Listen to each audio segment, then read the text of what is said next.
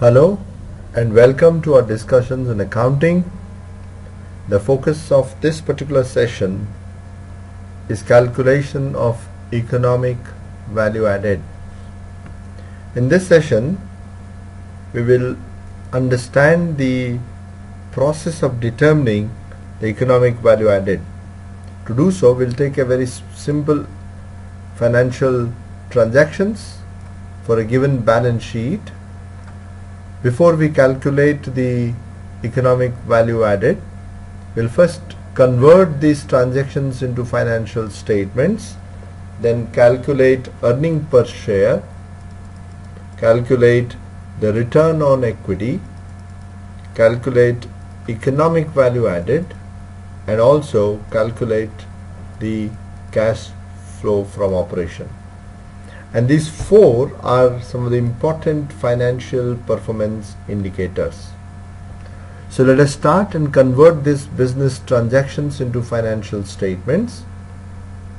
So intentionally the number of transactions are very limited here to understand the process of converting the business transactions into financial statements, and from the financial statement to determine the financial performance indicators. So sold stock, so sales is equal to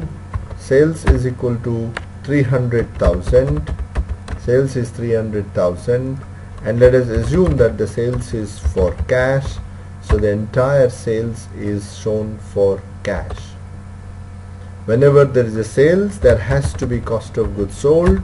So 50% of the stock, 0.50, 50% of the stock sold. So COGS is 75,000. So the stock will reduce to the extent of 75,000. Now rent paid during the period and salary paid during the period is 20,000. Rent is an expense, so 50,000. So rent is also a payment. So rent is equal to 50,000. Salary is also an expense and a payment. Salary is 20,000 and a payment. Salary is equal to 20,000. Depreciation for the period. Depreciation for the period is given as 50,000, and depreciation is not a cash flow but the reduction in the asset. So depreciation, accumulated depreciation, will increase to the extent of 50,000. So profit before interest and tax is the sales minus the expenses will give the profit before interest and tax. So interest is equal to 10% on bonds, 10% on bonds, 0.10, plus 12% on short-term loans, so 0.12 of short-term loans, and let us assume that interest has been paid during the period. So interest is 33,000. So interest for the period 33,000, and interest calculated on the short-term loans and the bonds. So profit before interest and tax minus the interest will give us profit before tax. So PBT is equal to 72,000, and tax is given as 30%. So tax is equal to 72,000 into 0.30. So tax is 21,600, and let us assume that the tax has been paid. So 21,600. So PBT is equal to 50,400. If no information is given, the entire PAT will be retained in the business, and so the change in the reserves can be seen as the reserves is equal to opening reserve, current profit minus dividend, and in this case there is no dividend, so therefore entire profit has been transferred to the reserves. So the income statement is through. We'll find the cash in hand. So cash in hand is equal to cash available minus the cash expenses. So therefore cash in hand is equal to cash available minus the cash payment is the cash in hand, and cash in hand will be shown as an asset on the balance sheet. So cash flow statement and income statement show the relationship between the balance sheet, income statement and the cash flow statement. No change in the capital, no change in the bonds, no change in the creditor, no change in the short-term loans. So the summation of the sources is 1.1 million, and this cash will be shown here. So cash in hand is 475. No change in the plant and no change in the debtor. So the summation of all the assets should be equal to the summation of the sources. So we have converted the financial state transactions into financial statement. So the earning per share therefore is a profit after tax 50,400 divided by the number of shares, and the number of share is 150 divided by 15. So the earning per share is 3.36 by taking the current PAT and the closing capital.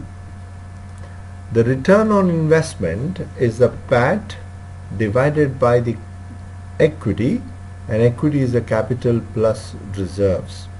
So the company's equity return on equity is 7.7% and the earning per share is 3.3 per share.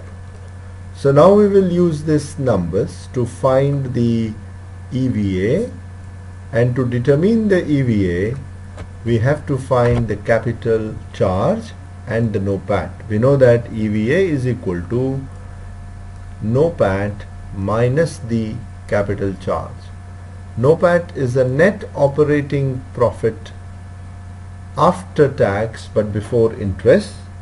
NOPAT is also therefore known as profit of an unlevered firm. So NOPAT is calculated as PAT, add interest into 1 minus T. We are removing the tax benefits or tax shield of interest. So the interest is 33,000 into 1 minus T is 0.7. So therefore NOPAT is 50,400 plus 23,000, so 73,500.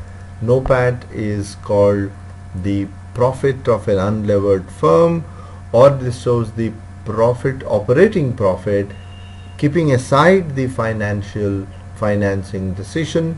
So NOPAT is independent of financing decision, whereas PAT is dependent on financing decision, particularly because it recognizes interest as an expense.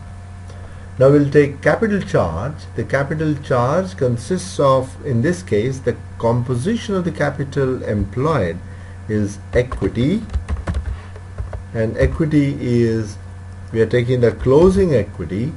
So equity is equal to 650,400. The 10% bonds, so 10% bond is 150,000, and 12% short-term loans is 150,000. So the cost of equity is given here 18%, so we'll use that number. The cost of the debt, the cost of debt is taken as the I, that is the coupon rate, into 1 minus T. So therefore 10% 10% into 0.70 is 10% into okay, so 10%, so 7%, then we have 12% into 0.70, so 8.4%, and so the cost of debt of long-term bonds and the short-term bonds are included while computing the cost of capital charge. As a result, the company's capital charge is 140,172. The NOPAT is 73,500.